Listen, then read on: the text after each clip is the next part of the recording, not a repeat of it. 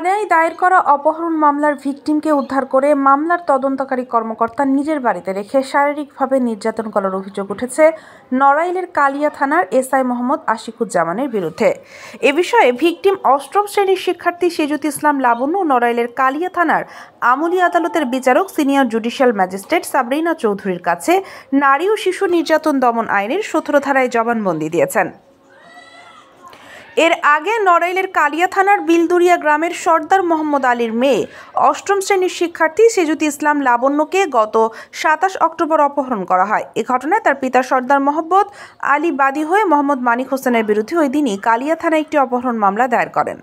মামলার তদন্তকারী কর্মকর্তা এসআই আশিকুজ্জামান গত ৫ ডিসেম্বর বৃহস্পতিবার সাভারের আশুলিয়া থেকে মামলার ভিকটিমকে উদ্ধার করে নিজের বাড়ি গোপালগঞ্জে নিয়ে রাখে।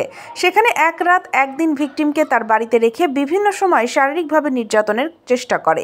এ বিষয়ে ভিকটিম শনিবার রাত ৮টা পর্যন্ত সিনিয়র জুডিশিয়াল ম্যাজিস্ট্রেট সাবরিনা চৌধুরীর কাছে জবানবন্দি দিয়েছেন। কালিয়া থানার ওই মামলার তদন্তকারী কর্মকর্তা অভিযুক্ত এসআই আশিকুজ্জামান এই অভিযোগ অস্বীকার করে বলেন, আমার চাচাতো ভাই মারা যাওয়ার ঊর্ধ্বতন কর্মকর্তাদের অনুমতি নিয়ে ভিকটিমকে গাড়িতে রেখে জানাজা শেষ করে গতকাল শুক্রবার কালিয়া থানায় চলে আসি।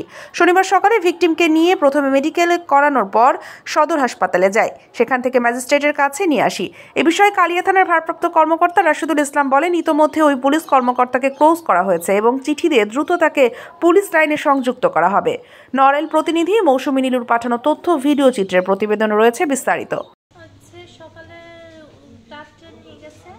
রাত্রে যাওয়ার পরে ঘুমাইছি, ঘুম থেকে ওঠার পরে নাস্তা করছি আর দুপুরের খাবার খেয়ে রওনা দিছি।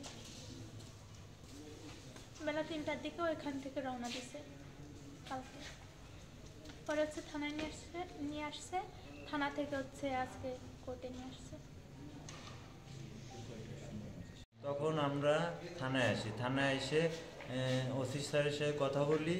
ওসি স্যার তখন মামলাটা নেওয়ার পরে আশিক স্যারের কেসের আয়ও মানানো হয়। তখন আশিক স্যার এই কেস নিয়ে দৌড়াদৌড়ি করার ভিতর দিয়ে সে আমাদের কাছে বারবার টাকার আবেদন করছে। এই টাকাটা আমরা তারে ওইভাবে দিতে পারি নাই। তার ভিতরে আমরা ৭৫,০০০ টাকা দিছি তারে। ৭৫,০০০ টাকা দেওয়ার পরেও সে বারবার আমাদের কাছে টাকার প্রেশার দিছে। আমরা টাকা না দেওয়ার পরে সে আমাদের সাথে রাগারাগি করার পরে বৃহস্পতিবারে আমরা খবর পাই যে সেজুতিরে ঢাকা থেকে উদ্ধার করছে। এই জানার পরে আমরা তার সাথে বারবার যোগাযোগ করার চেষ্টা করি। সে আমাদের অনেক বকাঝকাও করছে যোগাযোগ করার কারণে।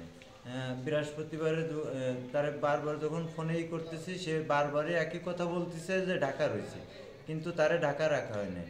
তারে নিয়ে আসছে গোপালগঞ্জ, তার নিজের বাসায় নিয়ে গেছে। নিজের বাসায় নিয়ে তারে 2 দিন রাখা হয়েছে। কেন তারে 2 দিন রাখা হলো, কি কারণে রাখা হয়েছে আমরা জানি না। তবে আমার ছোট বোনের সাথে কথা হয়েছে, তার সাথে অনেক অসভ্যপনা করছে সে। এর বিচার চাই আমরা।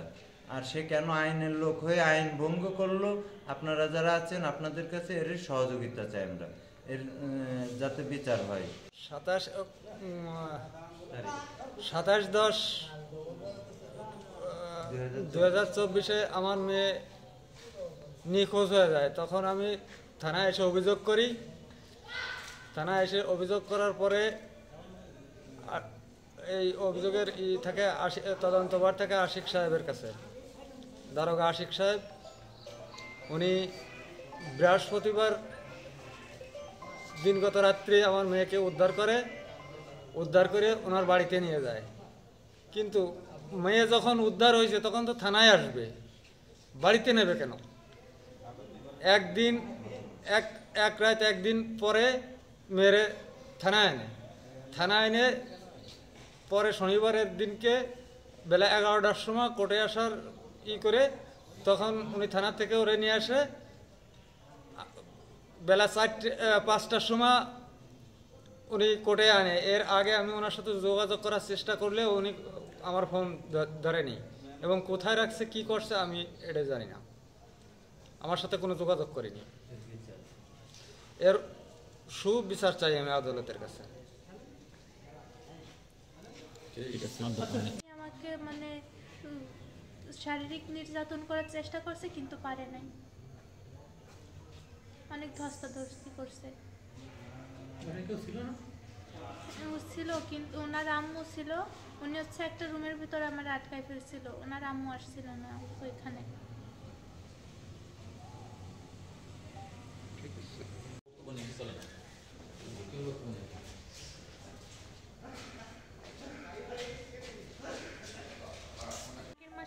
তারিখে হচ্ছে আমি বাড়ি থেকে বেরোই, আর গত বৃহস্পতিবারে আমাকে উদ্ধার করার পরে হচ্ছে যখন আমাকে গাড়িতে করে নিয়ে আসে তখনও উনি আমার খারাপ জায়গায় হাত দিছে, বিভিন্ন জায়গায় হাত দিছে। তারপর উনি ওনার বাসায় আনার পরে উনি একই কাজ করছে। পরে হচ্ছে আমাকে থানায় আনছে, কালকে থানায় এনেও অনেক কথা বলছে, উনি আমাকে খারাপ অনেক কথা বলছে। বলার পরে আজকে সকাল 9টায় আমাকে হচ্ছে কোর্টে আনার কথা, উনি কোর্টে না এনে আমার বিভিন্ন জায়গাতে ঘুরাই নিয়ে বেড়াইছে, কোর্টে আনে নাই। কোর্টে আসার পর কিছুক্ষণ অপেক্ষা করা লাগছে, তখন উনি আমাকে খারাপ কথা বলছে। তোমার কি শারীরিকভাবে কোনো করছে, সে অ্যাসল্ট করছে? হ্যাঁ, আমার শরীরে বিভিন্ন জায়গায় হাত দিছে কিন্তু কোনো ক্ষতি করতে পারে নাই। আচ্ছা, ওনার বাড়ি আপনারা কখন আনলো, কত সময় রাখলো, ওই বাড়ির ঘটনা একটু বলেন। উনি হচ্ছে বাড়ি আমাকে নিছে কালকের আগের দিন রাত্রে নিয়ে রাখছে, আর কালকে 3টার সময় হচ্ছে ওনার বাড়ি থেকে বের হয়েছে। কালকে না আজকে? কালকে 3টার সময় ওনার বাড়ি থেকে বের হয়েছে, এরপর হচ্ছে আমাকে থানায় নিয়ে আসছে কালকে 3টার সময়। আচ্ছা আচ্ছা। বাড়িতে কি আপনার বলো আপনার সাথে? মানে আমার শরীরে হাত দিছে, আমার গায়ে বিভিন্ন জায়গায় হাত লাগাইছে। এই ঘটনার কি বিচার চাও? জি এই ঘটনার বিচার চাবেন, কি বলো? জি, আমি এই ঘটনার বিচার চাই, এর সুস্থ বিচার আমাকে দেবেন আপনারা সবাই। আশিক সাহেব আমার মেয়েকে বৃহস্পতিবার দিন রাত্রি উদ্ধার করে ওনার বাড়ি রাখে। আমি ফোন দিলি বলে যে আমি ঢাকায় রয়েছি, আসামি উদ্ধার করতে, কিন্তু উনি ঢাকায় ছিল না, উনি ছিল ওনার বাড়ি আমার মেয়ে নিয়ে। এবং শুক্রবারের দিন সন্ধ্যায় কালিয়া থানায় আসে উনি, আর আজকে বেলা 11টার সময় কালিয়া থেকে রওনা দিছে, আর কোর্টে আনছে 5টার দিকে। মানে এই সময়টা উনি কি করেছে আপনার মেয়ের সাথে, আপনি সেটা একটু বলুন। কি করেছে, আমি ফোন দিলি উনি উল্টো পাল্টা বলে, ফোন ধরে না। উনি বলে যে আমি ওরে মেডিকেল করাচ্ছি, এই সমস্ত উল্টো পাল্টা কথা বলেছে। মেডিকেল কি হয়েছে? এটা তো আমি আরও বলিনি। আপনি থানায় যাননি, যোগাযোগ করেননি গতকালকে যোগাযোগ করছি, কিন্তু আজকের কথা বলতেছি। আজকে উনি বলছে যে আমি নড়াইল মেডিকেলে আসছি, তখন বেলা 12টা বাজে। 12টার সময় উনি মেডিকেলেতে বেরোয় কোথায় গেছে, কি করেছে না করেছে, আর আমার সাথে যোগাযোগ করিনি। আমি ফোন দিলে ফোন রিসিভ করিনি। আপনার কি মনে হচ্ছে একটু বলবেন? এই ঘটনা, এই সমস্ত ঘটনায় আপনার কি মনে হয়? এখন তো আমার মনে হচ্ছে যে আমার মেয়ের সাথে খারাপ আচরণ করেছে। আপনি কি চাচ্ছেন? আমি আদালতের কাছে বিচার চাচ্ছি। তাহলে সেটা একটু বলেন যে আমার মেয়ের সাথে একটু বলেন, বড় করে বলেন আপনি কি চাচ্ছেন। আপনি কাটা কথা না বলে আপনার তারিখে এখান থেকে নিয়ে গেছে, আর পুলিশ হচ্ছে মঙ্গলবারে আর কি কালকের আগের দিন আমার উদ্ধার করে 2 দিন হচ্ছে ওনার বাসাতে রাখছে, তারপরে হচ্ছে কালিয়া থানায় আনছে। ওনার বাসায় যখন নিয়ে রাখছে তখন কোনো খারাপ ব্যবহার করছে তোমার হ্যাঁ, সাথে? আমার সঙ্গে খারাপ ব্যবহার করছে। এটা কি তুমি ম্যাজিস্ট্রেট সাহেবের সামনে হ্যাঁ, সবাই বলছে। সেটা একবারই বলে দাও, হ্যাঁ, যে আমি বলি, তুমি বলে দাও যে আমি আমার 27 তারিখ এখান থেকে বল। আমারে গত বৃহস্পতিবারে ওইখান থেকে উদ্ধার করার পরে হচ্ছে আমাকে ওনার বাসায় গোপালগঞ্জ এনে 1 রাত 1 দিন রাখার পরে উনি আমার সঙ্গে খারাপ আচরণ করছে, তারপরে হচ্ছে আমাকে এই কোর্টে নিয়ে আসছে। এইগুলোই আমি ম্যাজিস্ট্রেটকে বলছিলাম। আপনাকে কি শারীরিকভাবে কোনো নির্যাতন সে করছে? ওইরকম পারে নাই, কিন্তু চেষ্টা করছিল অনেক। এই ভিকটিমটা 27 ফেব্রুয়ারি তো নয়, 27-10 তারিখে নিখোঁজ হয়।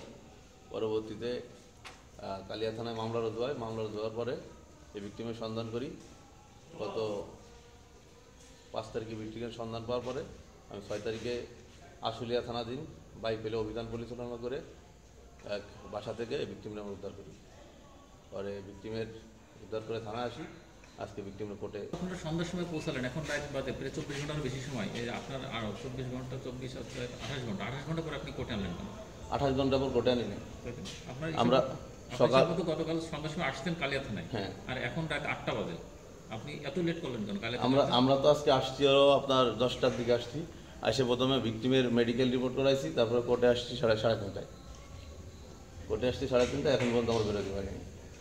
এখন এই যে কাজ শেষ হলো, এখন আমরা বেরোচ্ছি। ভিকটিমকে আপনি গাড়িতে রেখে যে আপনি জানাজা করলেন, এটা কি আপনার আইনে আছে? আমি আমার ঊর্ধ্বতন কর্তৃপক্ষের সাথে কথা বলে গেছি। ওইটা একটু ক্লিয়ার করেন। আমি ঢাকা থেকে আসার সময় মধুদন কর্তৃপক্ষের সাথে কথা বলছি, কথা হ্যাঁ, ওইটা একটু ক্লিয়ার করেন। ঢাকা থেকে আসার পথে আমি জানতে পারি মোবাইল ফোনে যে আমার এক রিলেটিভ কাজিন চাচাতো ভাই গাড়ি অ্যাক্সিডেন্টে মারা যায়। পরে আমি আমার ওসি স্যারের সাথে কথা বলে স্যারকে বলি, স্যার আমি তো গোপালগঞ্জ হয়ে আসবো, তো আমার এরকম একজন চাচাতো ভাই মারা গেছে, আমি জানাজা করে আসতেছি। বলছি ঠিক আছে, জানাজা করে আমি চলে আসছি। আমার মেয়ে ক্লাস 8-এ পড়ে, নাবালক মেয়ে। এখন দারোগা এই সব অমানবিক কাজ করার বিচার আমি কোর্টের আদালতের কাছে চাচ্ছি এবং আপনাদের কাছে আমি বিচার চাই। আপনি শুরু থেকেই বলেন কবে আমি আশিকের কাছে ফোন দিলেও বলে বৃহস্পতিবার দিন আশিক না, দারোগা আশিক নামে কেউ চেনে না, আচ্ছা। ঠিক আছে। আর